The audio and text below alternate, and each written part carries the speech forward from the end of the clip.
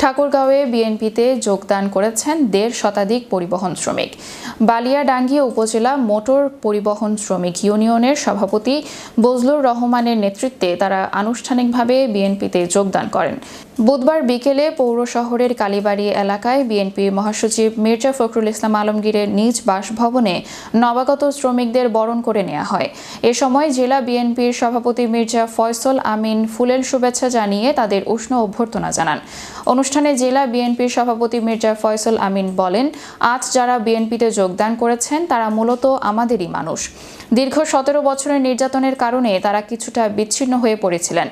আজ আমাদের ঘরের মানুষ আবার আমাদের কাছে ফিরে এসেছে।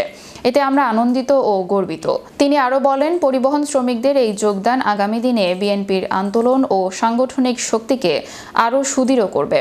এ সময় আরও উপস্থিত ছিলেন জেলা বিএনপির সাধারণ সম্পাদক পয়গাম আলী, পৌর বিএনপির সভাপতি শরীফুল ইসলাম শরীফ, বালিয়াডাঙ্গি উপজেলা বিএনপির আহ্বায়ক অ্যাডভোকেট ইউসুফ আলী, যুগ্ম আহ্বায়ক অ্যাডভোকেট আবেদুর রহমান সহ জেলা ও উপজেলা পর্যায়ের বিভিন্ন নেতৃবৃন্দ।